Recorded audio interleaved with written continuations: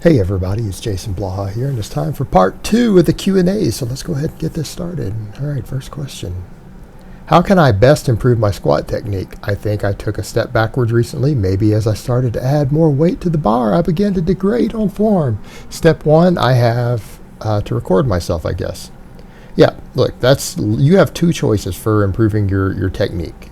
You either have to record yourself, or you have to have someone who knows what they are doing, a coach of some type, watch you in person. Those are your only two choices for improving form other than basic things. Like if you can just learn basics, like maybe you don't know to bring the barbell below your nipple on a bench press, little things like that. But when you're talking about the squat, if you've already been squatting a while, you know how to perform the basic exercise. And it's not little external cues that you can absolutely see like that, then yes, you have to have someone else watch you, or you're going to have to record yourself and assess from there. That's your first steps. That's really your only options available. It's all you can do. But hey, everyone should record their training. Recording your training is going to give you the best assessment you have of your technique if you can't afford a coach. All right, next question. Hey Jason, when I do deadlifts, I find the initial pull off the ground, the first rep, is harder than the second and third. It seems like if I can just do the first rep, that the body somehow feels in the groove, and the next reps feel easier, maybe until I get up to 5, then it starts to get really hard again. Why is the first rep harder? By the way, I do not do touch and go. I do a brief reset after each rep. Because you probably need more experience deadlifting. What you need to do is figure out what's going on with the second and third rep. You are not doing the exact same rep. If your first rep is harder on the deadlift than your second or third, even with up to a 5 rep max, then in the case of a deadlift, because you don't have a stretch reflex involved or preloading going on like a lot of other exercises, it's because your bar path, your foot position, your back position isn't perfect. And after you've done the first rep, your body finds an easier way with better leverages to perform the exercise. So you might want to look at what's going on with your feet. You might find that on the second and third rep, you have the bar closer to your midfoot instead of further out. You might find that once you're there, you're setting your hips in a different position that gives you better leverages and pop off the floor. So there is something going on with your technique on the second and third reps that is a better technique that's making the pull more efficient. And with practice, you need to start watching and see what it is that you are doing different. You need to figure out what it is that you're doing different on those reps, because there's going to be a mechanical difference, and that's what you need to be replicating every time. All right, next question. Hi Jason, here's my question. When in a strength block, everything's a strength block. Let's say I work up to 3 sets of 4 with 80 to 85% of my max. Would doing back off sets with 70 to 75% hurt the strength gain my body would get with the top work sets? Thank you. I guess it depends on how much volume you're doing and if it's going to interfere with your next workout and ability to lift heavy again, right? I would say that, if every training session you're working with slightly higher, but sets of 4 with 80%, man, that doesn't seem right. That doesn't seem right at all. Again, we come down to this point of, I think 70 to 75%, I think is fine. That's just heavy enough that you're going to get some stimulation towards your strength and growth and everything else early on in the set. But really here's what it comes down to. Are you recovering from the extra volume or not between sessions? Is the extra back off work interfering with the frequency at which you can do lifts at 85%? That's the real question. So there is no straight answer to this. Generally speaking, more work in general with any moderately weight to really heavy weight, the more work you can do is usually going to cause slightly better strength gains over time, right? That's what we're looking at.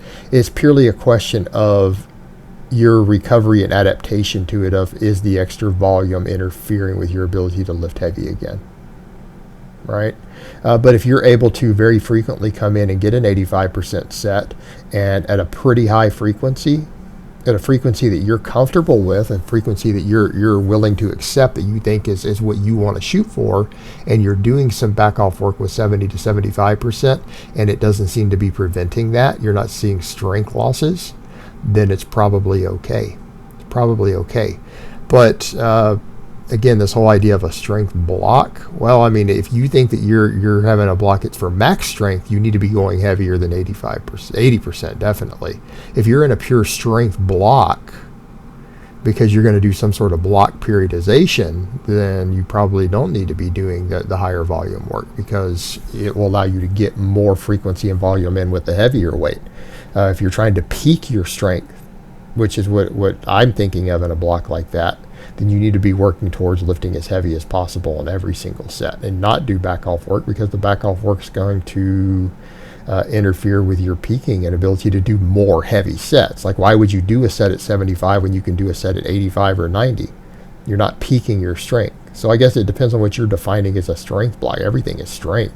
Are you talking about max strength, improving your wonder at max? I don't know. Again, if you're going to do block periodization, though, you probably don't want to mix rep ranges at all. You're defeating the purpose. All right, next question. What's the best way to bring up the upper back if you're already doing the 6 basic movements you prescribe? Pause bench, overhead press, squat, weighted chin up, Pendlay rows, and deadlifts? I don't know. You could throw in some power snatches. You could do some face pulls. You could add in more exercises, but here's the other thing. Is your upper back lagging? Meaning, if you're doing these 6 exercises, are your biceps or your triceps or your pecs or your quads or something just overshadowing your upper back? Like, do you have an imbalance, or are you saying, I just want my upper back to grow? You need to understand the difference here. If you just want your upper back to grow, and it's not like your biceps have gained 4 inches and your upper back is hardly grown or something, I don't know. What exactly you're dealing with. Are you dealing with an imbalance? Or are you dealing with, you just know that you want it to grow, but you want other stuff to grow also? If you're like, well, I want my upper back to grow just as fast as my biceps and triceps. I want my upper back to grow just as fast as my pecs or just as fast as my quads. What you're doing is probably fine. Your upper back is going to grow over the next set of months and years just doing all those six exercises and improving with progressive overload. As long as you have enough volume and enough intensity, your upper back is going to grow from those, right? It's not going to not grow. You have to do them long enough. I mean, if you're really overly worried about it and it's a big deal to you, you could learn to do some snatches or cleans or some face pulls, or you could do some other stuff. But if it's just the fact that you want it to grow, but you're wanting everything else to grow too at the same time, and it's not like lagging behind, then I don't think you need to worry about it a whole lot. The first thing I would try though is adding in more rows or something, right? Add in more volume on the exercises that hit the areas that you think need a little more growth compared to the others. That's fine. Let's prioritize a little bit.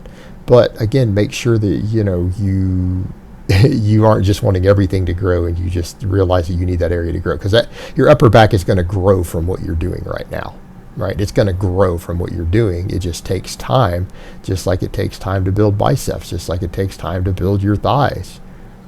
It takes months and years to do this. Be consistent. All right, next question and last question of the week, and this one will be a little bit off topic. Current opinion on Donald Trump. Current opinion on Donald Trump. All right, you guys know I'm right wing. I'm not going to jump into this whole, oh man, Trump's the greatest thing since sliced bread, I just want to suck his dick. I'm not going to do that, all right? I'm not going to be a nut hugger here. Do I have a generally favorable opinion of him? Sure. Am I 100% happy with everything that he's done or said? Of course not. Of course not. If you're ever 100% happy with everything any politician has ever done or said, you probably don't have a mind of your own, right? Let's be realistic here. No, I'm not 100% happy with him. And here's my point. I think people have a right to be critical of leadership. I mean, America's founded on the idea of free speech against leaders, right? So if you don't like the president, you know what? You have an inherent right to express that. And I believe that's a protected right. You do not like him, or you do not like his policies, and you want to stand up and say something about it, more power to you. You have a right to do that, and I will never, ever push for your right to take that away. I mean, it's intrinsic. But when people say the silly stuff, like if you don't like Trump because you think he's a racist, then you're probably a moron who's never actually looked at the evidence and you just listen to whatever, right? Yeah, I mean, just like some of the people on the right wing, some of the things they said about Obama, I mean, you'd have to be a moron to believe it, right? You'd have to be a moron to believe it. Some of it's true, some of it's just insane propaganda. Well, calling someone like Donald Trump, who won all these NAACP awards and did all this stuff for black people for 20-something years, is then all of a sudden a racist who hates black people is literally insane, right? You're insane if you believe that. You're a moron who's being led around. Now, am I critical of Trump on some things? Yeah. Do I think what he's done with the economy and certain things has been fantastic? Yes, I think he has done amazing things for the economy, for trade deals, everything else. I think he's been the best president we've had for that in a long time. And if you can't see that, then you have your own bias.